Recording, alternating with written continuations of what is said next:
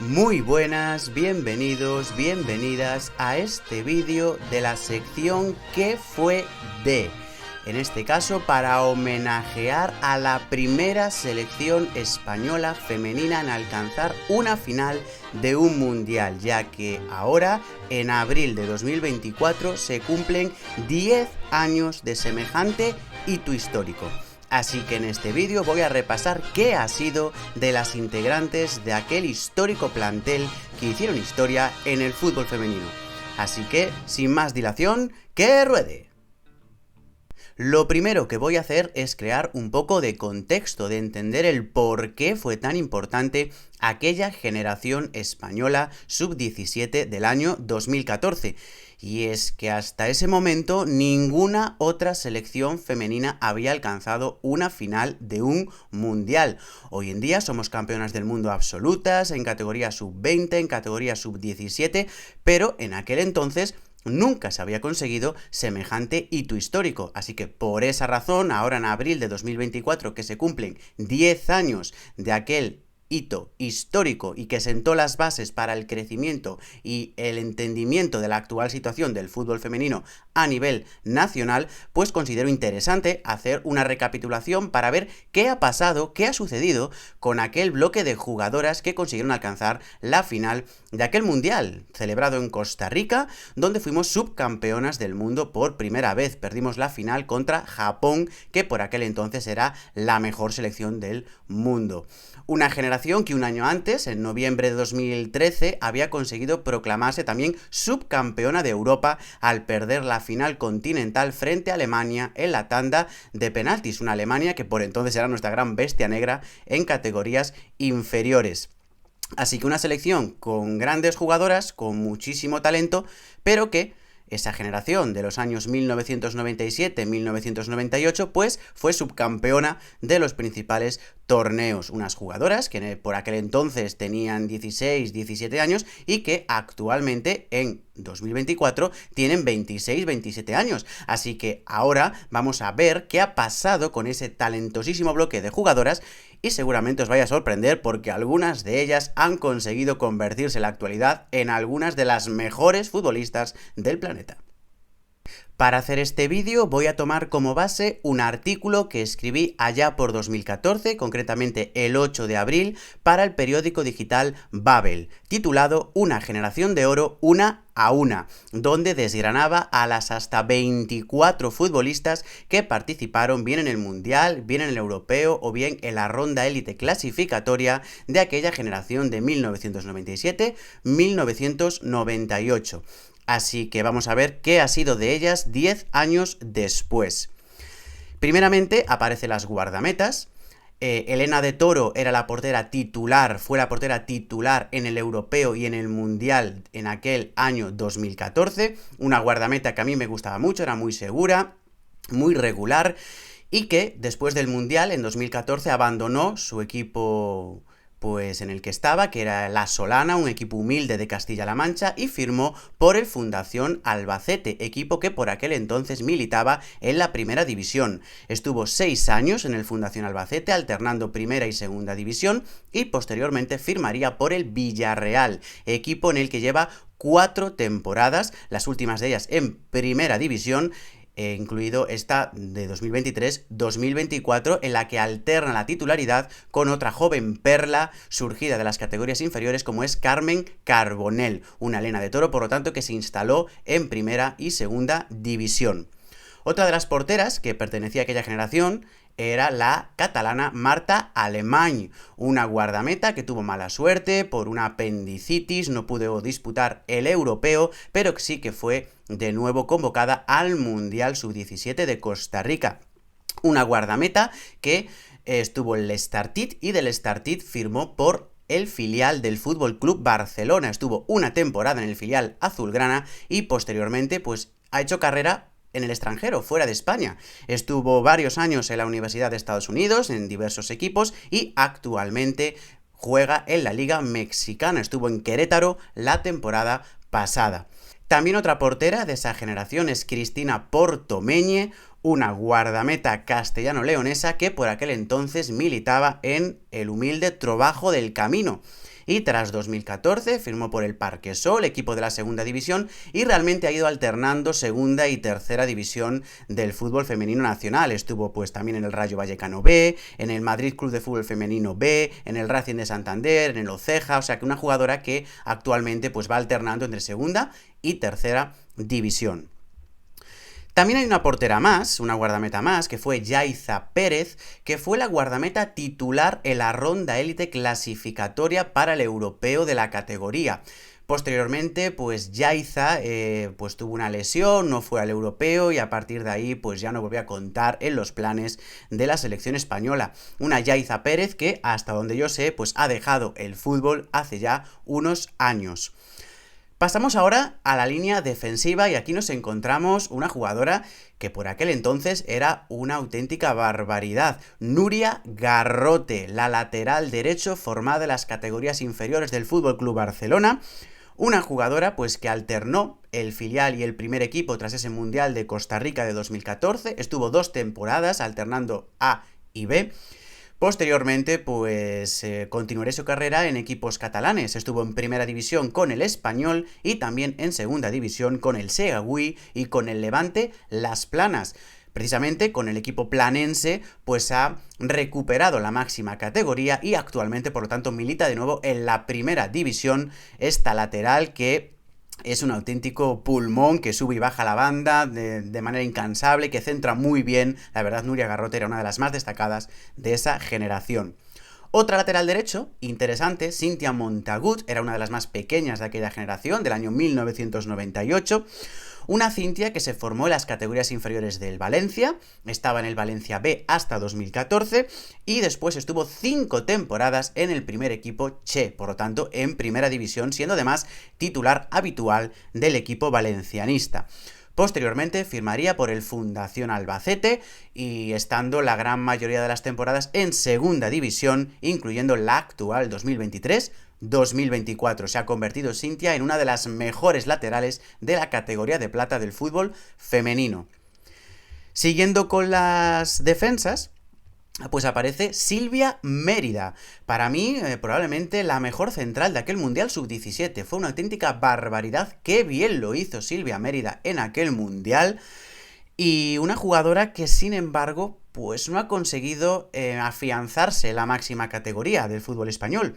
En 2014 estaba en el humilde Benalmádena y tras el Mundial firmaría por los filiales del Madrid Club de Fútbol Femenino y también del filial del Atlético de Madrid, disputando la segunda división. Desde entonces, pues seguiría habitualmente en segunda división y curiosamente casi siempre vistiendo camisetas blanquiazules. Y es que pasó por el Sporting Huelva, por el Deportivo de A Coruña, por el Alavés y por el Málaga.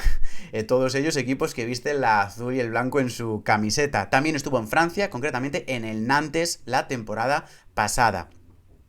Rocío Gálvez, la compañera de Mérida en ese fabuloso Mundial, sí que se ha instalado en la élite del fútbol nacional. Una Rocío Gálvez que por aquel entonces militaba en el Betis, en la segunda división, y firmaría por todo un Atlético de Madrid tras terminar la temporada 2014. Estuvo 3 años en el Atlético de Madrid, aquel Atlético que le hacía frente al Barcelona, que ganaba ligas, que hacía muy buen papel en la Champions, y ahí estaba Rocío Gálvez. Una Rocío que tras finalizar esas 3 temporadas con el equipo rojiblanco, estaría 2 años más en el Betis, un par más en el Levante y actualmente suma 3 ya en el Real Madrid. Queralt Gómez, otra central de esa generación, una central que hizo un gran europeo, pero que luego en el Mundial perdería su sitio como titular. Una Queralt que estaba en el filial del Barcelona en aquel 2014, estuvo 2 años más en el filial azulgrana, pero tras no encontrar hueco en el primer equipo, hizo las maletas y estuvo en diversos equipos, en el Igualada, en el Segaví 4 temporadas, en el que más estuvo, en el Eibar, incluso probó suerte en Chipre, concretamente en el Apollon, y actualmente ha vuelto a la Liga Española, a la primera división, de la mano del Villarreal.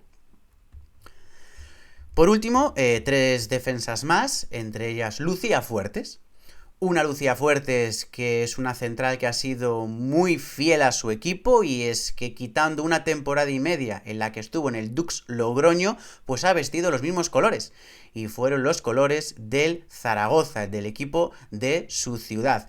Un Zaragoza que pasó por diferentes nomenclaturas, un histórico del fútbol femenino nacional. Primero se llamó Prince a Zaragoza, posteriormente Transportes a Elcaine y desde hace unas temporadas Zaragoza Club de Fútbol Femenino. Con el equipo Maño, Lucía Fuertes ha militado en primera, en segunda y en tercera división. Ha acompañado al equipo donde quiera que estuviese, así que una jugadora que no disputó el Mundial Sub-17, pero sí que tuvo algunos minutos en los campeonatos previos. Y ya finalizamos el apartado de defensas con las laterales, las laterales izquierdos. Una de ellas, Bea Beltrán, una jugadora muy afianzada en la élite del fútbol femenino español. Una Bea Beltrán que fue canterana del Atlético de Madrid, en 2014 estaba en el equipo filial y dio el salto a la primera plantilla. Estuvo 3 años en el primer equipo atlético. Por tanto, en aquella plantilla que disputaba los títulos con el FC Barcelona. Tras 3 temporadas cambió de equipo, pero siguió manteniéndose siempre en la élite. Estuvo 2 años en la Real Sociedad, 4 temporadas en el Valencia, el equipo en el que más ha militado, y esta última temporada milita en el Costa d'Eje Tenerife, también de la primera división.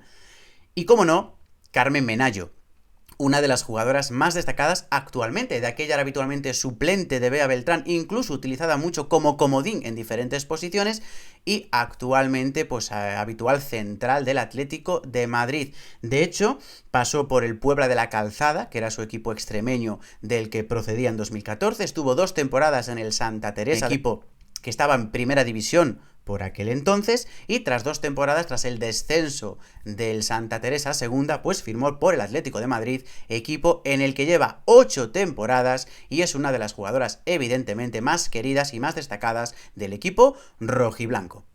Pasamos ahora a las centrocampistas, porque aquella selección sub-17 jugaba habitualmente con un esquema 4-3-3, así que vamos a hablar ahora de esas 3 jugadoras que se alternaban el centro del campo.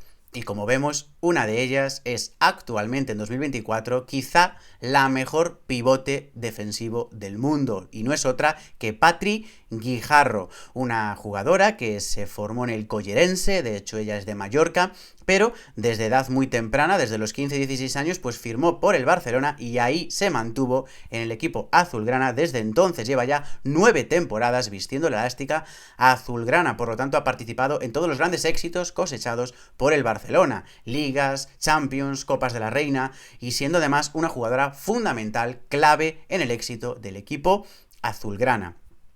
Su compañera habitual en el centro del campo era Pilar Garrote. Es la gemela de Nuria Garrote, de la lateral derecho de la que hablé previamente. Pilar era una grandísima jugadora, de hecho consiguió el Balón de Bronce en aquel Mundial Sub-17 de 2014, solamente por detrás de las japonesas Sugita, que fue la Balón de Oro, y Hasegawa, que fue la Balón de Plata. Una Pilar Garrote, que al igual que su hermana, estaba también en el filial del FC Barcelona, alternó primer y segundo equipo, A y B. Es verdad que jugó menos partidos con el equipo A que su hermana Nuria, y tras 2 temporadas, pues abandonó el equipo y siguió los pasos de su hermana. Estuvieron en los mismos equipos, estuvieron en el Español en primera división y también en segunda división con el Seagüí y con el Levante Las Planas, actualmente militando con el equipo planense en la primera división tras su ascenso hace 2 temporadas. Y la otra jugadora que estaba en ese centro del campo era la canaria Sandra Hernández, una jugadora muy física, muy corpulenta y también una de las jugadoras más instaladas en la élite actualmente. Pese a ser canaria, fue firmada desde pronta edad por el Barcelona. En 2014, de hecho, después del Mundial ya estaba en el filial del Barcelona tras pasar previamente también por el Sant Gabriel de Cataluña. Alternó primer y segundo equipo del Barcelona durante 3 temporadas, la última de ellas ya con ficha A, y posteriormente pues abandonaría el equipo catalán y estaría 4 temporadas en el Valencia y lleva 3 ya en el Costa d'Eje Tenerife, una jugadora, como digo, muy instalada en la élite del fútbol femenino español. Y si vemos a las suplentes de estas jugadoras, atención al nivelón que había en aquella selección, porque hablamos que el tridente titular era Patri, Pilar, Sandra, pero atención también a lo que había en el banquillo. Una de ellas, atención, señores y señoras, la gran Aitana Bonmatí, la actual Balón de Oro, la Balón de Oro del fútbol femenino mundial en 2023, estaba en aquella talentosa generación, habitualmente partiendo desde el banquillo. Era también una de las más jóvenes, era de 1998. Una Aitana que, como digo, pues está instaladísima en la élite, ¿no?, del fútbol mundial. Por aquel entonces militaba en el juvenil cadete del Barcelona, fue aumentando y ascendiendo escalones, estuvo en el filial y llegó al primer equipo, debutando en la temporada 2016-2017 con la primera plantilla del Barcelona.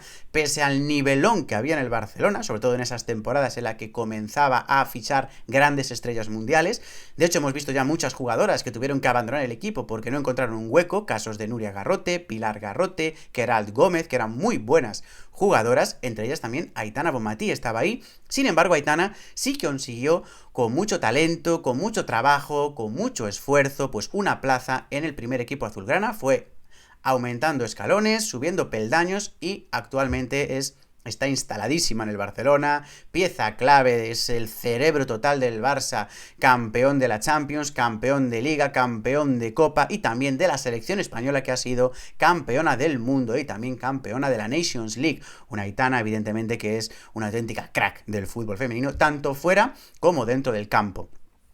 Maite Oroz. Una media punta de muchísimo talento, una media punta, la navarra, que estaba en Osasuna en segunda división en 2014, fue firmada tras el Mundial por el Athletic Club y ganó la Liga. En el año 2015-2016 el Athletic consiguió la Liga Española, contra pronóstico, por delante del Barcelona y del Atlético de Madrid, y Maite Oroz fue una de las jugadoras importantes de aquel título de Liga, pese a su juventud todavía por aquel entonces. Estuvo 6 temporadas en el Athletic, hasta que firmó por el Real Madrid, y lleva 4 temporadas ya en el Real Madrid, alternando titularidades y suplencias. Una maga, la verdad, la pequeña arquitecta, como la apodé yo en su momento. Y la última mediocentro es Leles Carrión, una mediocentro muy física, muy trabajadora, muy llegadora, una Leles que también pues ha alternado primera y segunda división. Por aquel entonces, en 2014, militaba en el modesto Club de Fútbol Femenino Albacete y fue firmada por el Fundación Albacete, que estaba en primera división en 2014. Estuvo 2 temporadas en el equipo manchego y posteriormente pues estuvo alternando, como digo, primera y segunda categoría con diferentes equipos. Estuvo en el Valencia, en el Fundación Albacete de nuevo, en el Rayo Vallecano y actualmente lleva 2 temporadas en el Betis en primera división. Y ahora ya, en ese 4-3-3, pues voy a empezar a hablar de las atacantes, del tridente más ofensivo de aquella generación sub-17. Y empiezo por las extremos. Primero, Laurita Domínguez. Laura, una extremo zurda que pues ha instalado en la élite, la verdad. Desde el Mundial de 2014 siempre ha permanecido en la máxima categoría del fútbol femenino español. Una Laura Domínguez que era canterana del Madrid Club de Fútbol Femenino y ahí se ha mantenido prácticamente durante todas estas temporadas. Únicamente estuvo 2 años en el Rayo Vallecano, también en primera división, pero el resto de las 9 temporadas las ha pasado en el Madrid Club de Fútbol Femenino, donde ha sido pieza muy muy importante actualmente, con ese esquema de 5 que es ya pues habitual en el Madrid Club de Fútbol Femenino, pues es carrilera en ese equipo. Andrea Sánchez Falcón, quizás, probablemente, junto con Patri Guijarro y las gemelas Garrote, la jugadora que quizás tenía mayor futuro de aquella generación. Una Andrea Sánchez Falcón que fue la mejor jugadora del Europeo Sub-17 y también una de las candidatas a Balón de Oro en el Mundial Sub-17, que al final no conseguiría, pero ha sido una jugadora pilar fundamental en las categorías inferiores de la selección española. Una Andrea Sánchez Falcón, canaria, pero que también fue firmada desde pronta edad por el Barcelona. Se fue al primer equipo, estuvo 2 temporadas, pero las lesiones, ha sido una jugadora a la que las lesiones la han trabado muchísimo. Tuvo lesiones graves en el Barça, también posteriormente en el Atlético de Madrid, estuvo 3 años en el equipo rojiblanco, batallando precisamente con el Barcelona por los campeonatos nacionales. Y luego volvió al Barcelona, estuvo otras 3 temporadas, también con graves lesiones, y esa falta de continuidad, digamos, que la hizo disminuir un escalón. Y estuvo en el Levante, estuvo en el América de México y actualmente está en el Benfica de Portugal. Una jugadora que, insisto, qué pena las lesiones, porque era la gran perla quizá de esa generación sub-17. Mireia García, una jugadora que me encantaba, extremo derecha o media punta, bajita, pequeñita, muy móvil, muy eléctrica, con mucha visión de juego. Y sin embargo, pues no ha tenido mucha suerte desde el Mundial de 2014. Fue más titular en el europeo que en el Mundial, eso es verdad. En el Mundial entraba más desde el banquillo. Una Mireia que estuvo en el Sevilla, se formó en el Sevilla, dio el salto al Santa Teresa, en el que estuvo 7 temporadas, algunas de ellas en Primera División y la gran mayoría en Segunda División. Y desde que abandonó el Santa Teresa, pues estuvo en segunda, primero en el Castellón, y actualmente es la segunda temporada ya que milita en el Fundación Albacete. Y ya por último, las 3 últimas jugadoras que tuvieron hueco en aquella generación sub-17, una de ellas, Laura Pérez, y aquí tenemos a la jugadora más fiel a su equipo, y es que si hablé de Lucía Fuertes, que menos una temporada y media estuvo en el Zaragoza Club de Fútbol Femenino, pues Laura Pérez lleva desde 2014 ininterrumpidamente los 10 años vistiendo la camiseta del Granada. Ha estado 2 temporadas en Primera División, precisamente la 2013-2014 y la actual, la 2023-2024. El resto de campañas estuvo en Segunda División con el equipo nazarí, siempre con muy buenas plantillas, pero siempre quedándose muy cerca del ascenso a la máxima categoría. Y una Laura Pérez que también ha estado bastante aquejada de las lesiones. De hecho, se perdió el Mundial por una lesión y también el Europeo, una jugadora que parecía importante y lo fue en la ronda élite. Una jugadora a la que tengo especial cariño y a la que todavía sigo viendo jugar y veo que tiene esa calidad, esa chispa que atesoraba cuando era una adolescente. Naikari García, otra de las jugadoras más importantes de esa generación y que se ha hecho un nombre en el fútbol femenino nacional. Una Naikari a la que yo bauticé como la bala de Urnieta, una Naikari que por aquel entonces, en 2014, militaba en el Añorga, un equipo modesto del País Vasco, y que desde 2014 pues firmó por la Real Sociedad, convirtiéndose quizá en la mejor jugadora que ha pasado por la Real Sociedad en la historia. De hecho, ha sido clave para, por ejemplo, entender el único título que atesora la Real Sociedad, que fue la Copa de la Reina. Una Naikari García que tras militar 8 temporadas en la Real Sociedad recibió una suculenta oferta del recién formado Real Madrid y estuvo 2 años en el Real Madrid. Quizás no con todo el protagonismo que sí tenía en la Real Sociedad, y por esa razón, tras 2 temporadas, decidió regresar al País Vasco, pero en este caso, vistiendo la camiseta del Athletic Club, y en esta temporada 2023-2024 defiende los colores del Athletic.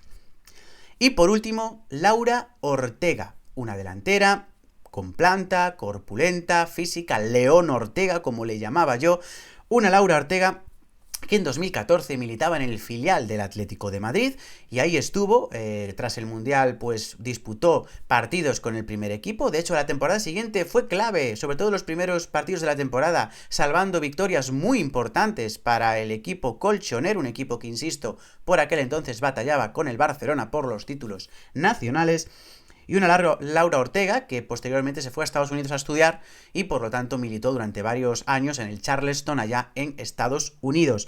Luego regresó al fútbol femenino español tras finalizar sus estudios y aunque intentó instalarse en la élite, de hecho tuvo sus oportunidades con el Madrid Club de Fútbol Femenino y también con el Granadilla Tenerife, hoy en día Costa de Eje Tenerife, pues no consiguió instalarse en la máxima categoría.